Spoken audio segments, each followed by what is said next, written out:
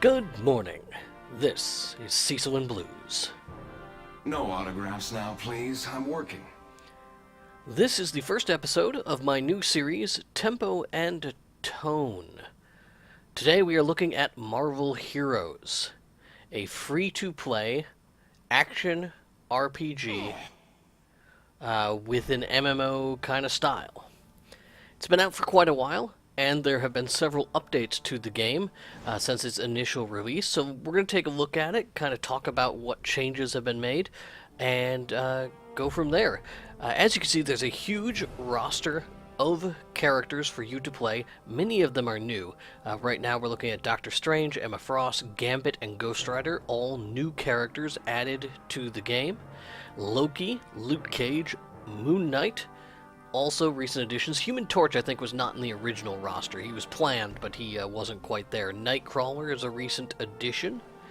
And the little bit lower down, we'll see Squirrel Girl. And I can't remember if there is one on the last line here. Yes, Taskmaster is a recent addition. Kind of a villainy hero. Almost Captain America Hawkeye combination. And the huge roster is a huge benefit to this game. They also have costumes, and some of the costumes are what they call enhanced costumes, which have different voice work or different ways that the powers look. They've added quite a few female versions of certain heroes, and we're going to go through these while I kind of talk about what the huge roster does for and against the game. Positive is there's just this huge variety that you can play. And all of the characters are very well drawn. All of the costumes are very well produced. They represent the comics. They represent the movies. They represent the past and the future and the current of Marvel, which is really cool. The voice acting is very, very good. Just excellent production value. Beyond that, the variety between the characters is actually pretty consistent. You know, you have your range characters, you have your melee characters, you have your AoE, you have your single target. But for the most part, there's a lot of crossover, right?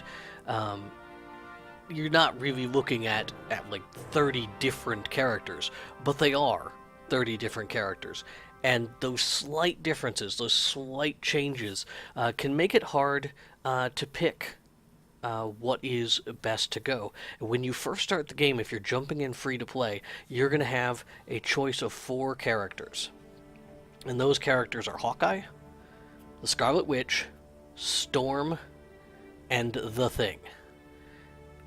If you play through and beat the game on the first difficulty setting, which is about level 30 is when you hit that point, you will be given an option to get a second hero. And I'm not sure if it's an option now or if it is a replacement. And it's a drop from Doctor Doom.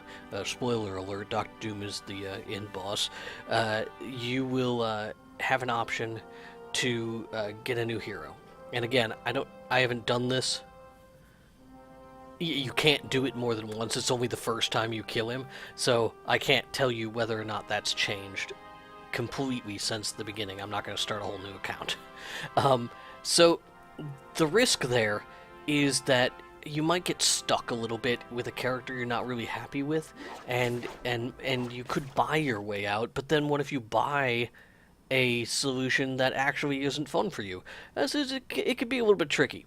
Originally, how you received other characters was a rare drop chance. It was like a 1 in 1,000 drop or something like that.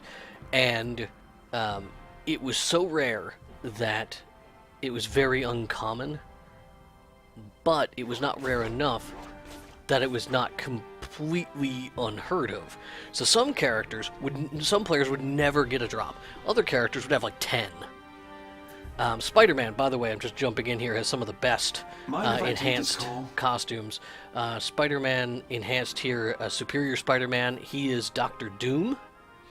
And then they recently added the Bagman Spider-Man, which was a throwback to a old episode where Peter Parker lost his costume, and the Fantastic Four gave him a suit to take home. But he's like, people will recognize me. I can't go home like this. And the Thing poked out a couple of holes and in a paper bag, slapped it over his head. Hilarious. All right. So, in short, I think they've done a good job with the characters, but I feel like it's perhaps not as good as it could be, not as open for a free-to-play game. When you come in as a free player, you may stop playing before you really get invested to the game because you're going to start playing and maybe you turns out you picked Hawkeye and he's not playing like you want him to play. Or you pick the Thing and you're like, oh, I guess I really wanted something that was a little bit different. And the only way to get out of it is to buy a Hulk or buy a Wolverine or a Spider-Man or something like that. And they aren't cheap. They really aren't. There's some great starter packages on their webpage that can open up several heroes for you, but all those starter packages include costumes. And while the costumes are cool, I mean, look, I walk around here with Iron Man in his Mark I armor. They're cool, but they're not necessary. Let's briefly show off one additional new feature that just got added when we're talking about characters. Time to do something heroic. Attack! We have got fine. Spider-Man I could use a here. hand. And this is my Spider-Man. Fall back. We need a new plan. He's my Time to do ally. something heroic. Attack! And I'm hitting voice emotes, and it's kind of overriding myself. The reason I was hitting the voice emotes is because he's voiced by Christopher Daniel Barnes, which I think is awesome. Previously, the only way to get Christopher Daniel Barnes was to have bought the Ultimate Pack, which included the black suited Spider-Man. I think it was a $200 purchase. But there are 4 different team-up heroes: Spider-Man, Falcon from the movie, Firestar, and Magic. And you can set them to different layouts. And we may look at that a little bit later when we're looking at the talent system. But basically, they can be set to be permanently your ally and hang out with you and walk with you 100% of the time unless they get killed, and then you have to wait a short duration before you can summon them back. You can set them to a more powerful summon where when you bring them in they're really powerful, but then they can only be available once every... Does this mean you have to listen to me? They can only be available once every, 10 minutes or something. And finally, you can add... have them be passive, where you don't summon them at all, they provide you passive bonuses. And finally, as far as characters go, I think the most recent update, prior to the team-up, which was just added, I think, last week, is achievements, synergies. Synergies, achievements, I don't know, it's when you level up heroes, up to level, I believe, 25 and 50, they pass these thresholds which give you powers, and you can synergize with up to 10 heroes. So if you've leveled up 10 heroes to 50, then every other hero has got this huge advantage, which is very nice for leveling or even playing at max level. It's just quite a boost to have all those different bonuses. Now let's run across here to a vendor. Now, this vendor is going to have Eternity Splinters. This is the change they made to how hero drops worked. I started talking about this. They changed it. Now heroes don't drop like 1 in 1,000, they drop like 1 in 1,000,000, and you will almost never see one. Instead, you will quite frequently, about a 1 in 100 chance, I see maybe 1 or 2 per map, Eternity Splinters. And these Eternity Splinters you can collect up. As you can see, I've got about 70, and that's from about a weekend of play. And you collect them and you use them to buy either hero unlock tokens, duplicate hero icons that you get in the game can be used to increase your maximum power. You have this ultimate power, and the only way to level that is by eating another unlock token. You cannot buy a second unlock token with Eternity Splinters. You see all the ones I have are grayed out here. But there is an option to specifically buy a power upgrade, which is cheaper than most heroes. And then there's an option to buy a random hero, which is like 125. So if you just want to get a random drop, it's much cheaper than buying a specific drop, which is kind of neat. So that's been my experience when it comes to the updates to the characters in the game. And next, we're going to be moving on to talk a little bit about the gameplay. Let's. I think I'm just going to run over here into a corner and switch out to another hero, just to kind of show off the hero switching thing, which is very fluid. If you want to switch characters, you do it anytime. Each of them have their own quest progress, so you can just bounce around as much as you like. If you feel like, oh, I want to be Hulk now, if you have multiple characters unlocked, obviously, but it works out very well. The reason I have multiple characters unlocked, I invested in this game early. I bought one of the $60 packs and unlocked a bunch of characters. What's wrong, Hawkeye? Jump cut. Somebody give you the We shaft? have. Nice lady. I'm taking Spider-Man See you here here. through the tutorial. This is just to kind of show off how the game works. We've got our team up Spider-Man with us, which is fun, and they're just kind of going at it. And we can see items dropping and creatures dying and general action combat-y stuff. And it works well and it looks good. Especially for a free-to-play game. It is very high quality, it plays very effectively. We can zoom in on the character and see the detail, which I think is impressive. Most games don't let you zoom in. You couldn't zoom in Diablo 2, I don't think. But here you zoom in and you can see really the model detail that's in there. That's pretty effective. Now, if you notice on the screen, over to the right there is a little a pointer. Quest marker up at the top, but on the right-hand side, we've got a direction to a Eternity Splinter. And that's one of the updates that they've done to looting, is the really high-end items show up at a very long range. The game's like, there is a really high-end item that you didn't see drop, and it's over there. It's like half a map away. But I'm going to remind you about it because you'll be pissed if you don't pick that up. It's a good quality of life feature. I like that. We could use more people like you around here. As far as the way items drop, maybe we'll talk about that more when we're killing more.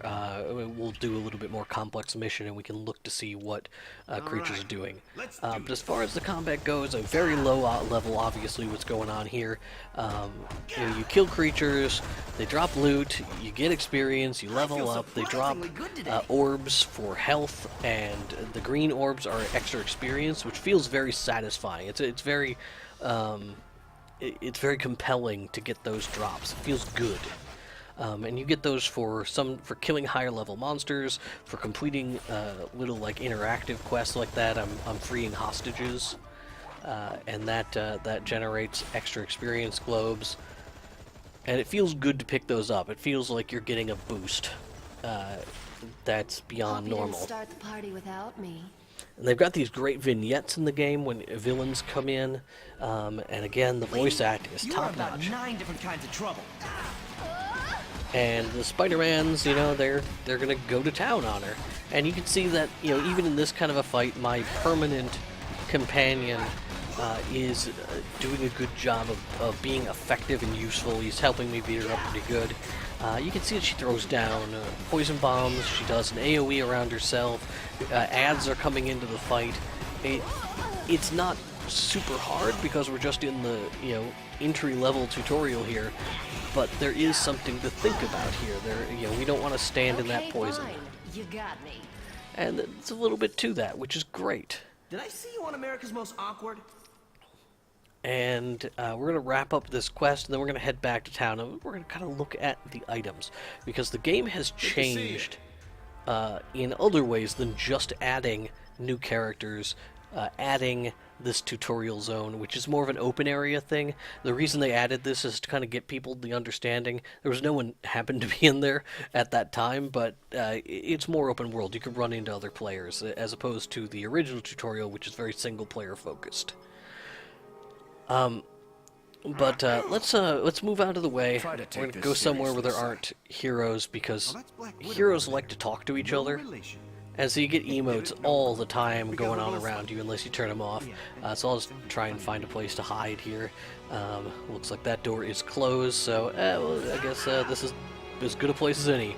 The talent system hasn't changed too much. They have altered it a little bit. They added powers that are above level 30 because they added levels that are above level 30. When they added the new content in Asgard, Norway and Asgard, a content that's still coming. There's one more map I think they haven't released yet in one of the... It's a demon focus zone, Somethingheim, I'm sure. But that content is there, and that content I think still is like up to level 30. And you know, then there's other stuff you do to level from 30 to 60, and they added new talents.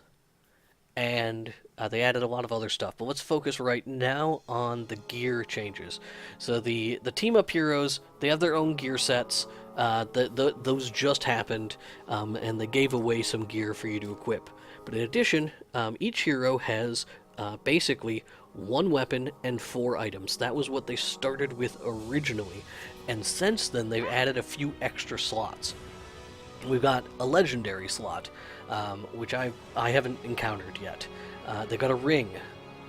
They've got a Uro-forged items, relics, which are unique, and we'll talk about that in a second. And then they added 2 extra artifact slots, and then you've got your medals, which you get for beating supervillains. So the relics, they're unique. They drop really commonly, and there's like a dozen different ones here, but the more of them you have, the better they are. And they do bind to your hero, but like you can collect up 1,000 of one type of relic and equip it, and that buff stacks up 1,000 times on your hero, which can be very powerful at the end if you've picked the right type of thing that synergizes with your hero. Now we're going to make another transition here. We're going to switch to Squirrel Girl, and we're going to do some higher level content. Do you like my tail? Squirrel Girl is one of the more recent additions. I picked her up with leftover coins that I had from my initial purchase because she's fun. She's voiced by Tara Strong. I believe, do I have that name right? Famous voice actress, especially amongst the bronies. She's one of the ponies in My Little Ponies. I actually forget which one, because I don't watch it. My niece does, and I've only watched a couple episodes with her. Okay, so let's jump into this tutorial, and this is now on heroic difficulty, because this is one of the changes that they've made. Is they've added heroic and super heroic difficulty. So normal difficulty is like 1 to 25, 30. Heroic difficulty is 25-ish to 50, and then super heroic is 50 to 60, lots of 60 plus content. And as you can see, like in comparison to what Spider-Man was dealing with, there's a lot more enemies on the screen, lots of numbers. I'm gonna go ahead and go into the options here and turn down the option to display how large I display those icons, because I didn't expect them to be that large. So this is an option. You can customize quite a bit, which is great. These options are fairly new as well. And they've done a really good job of updating this game, and they keep improving it. And as we're talking about tempo and tone, this game is definitely moving in the right direction. There are certain things that, like Diablo 3 has changed recently, that this game hasn't changed and won't change. Examples are, like the difficulty levels.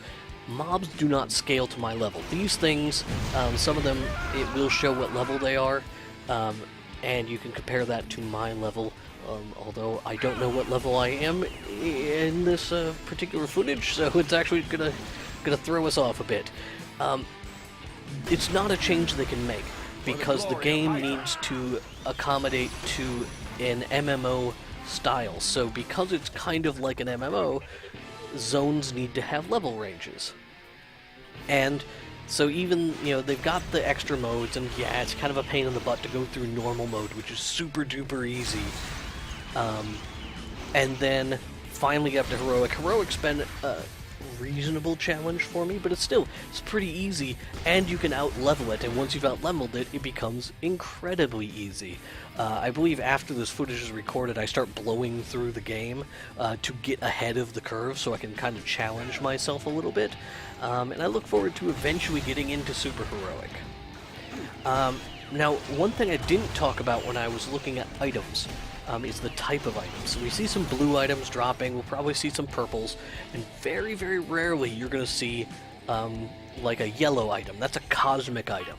Cosmic items are very powerful, they increase your stats very much, they also provide a +1 to all your powers, which takes you up a rank. If you've got a full set of cosmic gear, that's +5 to every power, which is enormously powerful. You also are seeing some of the effects of the cosmic items. Each cosmic item has a random chance to have like one of 5 different abilities. The ones that I have right now do a blast of cosmic energy. And that's that big blue lightning blast you see on the screen. That's not my squirrels. I mean, Squirrel Girl's squirrels are very powerful, don't get me wrong, but they are not capable of orbital strikes. They're just infinitely able to, you know, murder enemies. Alright, seriously, there are dinosaurs in this game that are less powerful than my squirrels. And that, she's a lot of fun. I'm having a lot of fun with this character. Don't get definitely true. We're gonna fight another boss here. I'm not going back in that cell. There is another tier of item beyond cosmic that they added. It's called unique. The unique items are super unique in that they are specific to the character, and you should only get drops for the character you're playing. I have not seen getting, because occasionally I'll randomly get drops for like Hawkeye or something, like characters I don't even have unlocked when I'm playing, just randomly. I'm pretty sure that you won't have to have that in uniques. Oh, hey, look, I get a unique drop right here. I don't think I look at it, though, so you won't get an opportunity to see what it does. This one unique, in particular, I believe is Tippy Toe's bow, was the first unique I remember getting. And Tippy Toe is like her famous squirrel. Like, if you read the comics, it's her squirrel that she has a name of. And when you equip the item, in addition to it being incredibly powerful and providing massive stat boosts and power boosts, it also creates a extra squirrel. You see my squirrels running around behind me, and they've, you know, some brown ones and some gray ones, but it creates a slightly larger squirrel that is always up 100% of the time and who has a pink bow tied to it. It's a unique effect.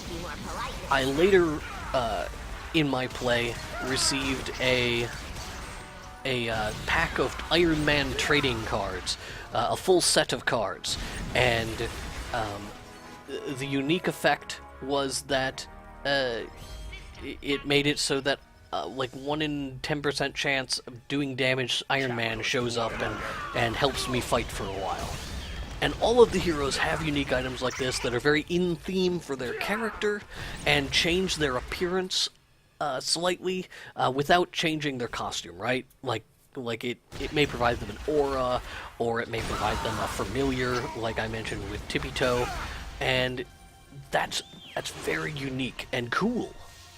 As far as so like when you equip items in this game, it feels really good. This is pretty But when scary. items drop in this game, it doesn't feel very good. Especially like if you're watching the way that coins animate when they fall out of people. They don't have an animation like they do, like they're kind of a fountain in Diablo, like they spray out of them like blood and pile up on the ground. In this game, the assets are not as physicky. They don't like a sword in Diablo. You knock it out of an enemy and it goes spinning in the air and then clatters onto the ground.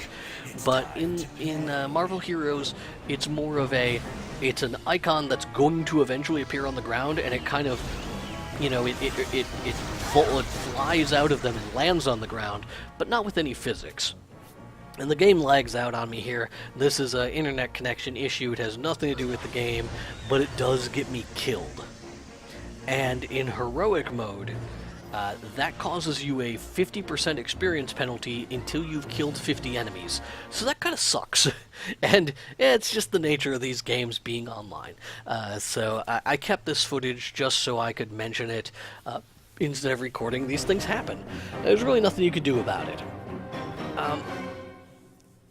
And we're gonna see another boss fight here, where there are mechanics going on. It's still fairly easy because I outlevel it, and I get killed obviously because of lag.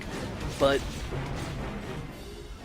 my feelings on this product is that they're definitely moving in the right direction, and it's become more enjoyable. If you haven't played Marvel Heroes since it launched, I would recommend jumping back in, checking it out. It's free.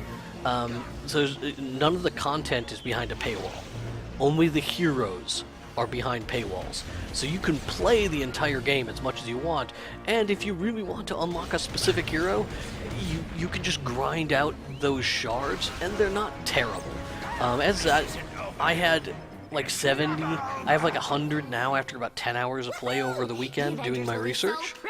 So, it's fun. And it's enjoyable. And it has maybe a more, there's more characters to play. So I don't know, it's up to you. If you like action RPGs, it's definitely up there. It's high quality, it's fun. If you like Marvel, it's probably the best property out there for you to play. Nuts! Time to climb! So that's everything. Have a great day, and thank you so much for tuning in.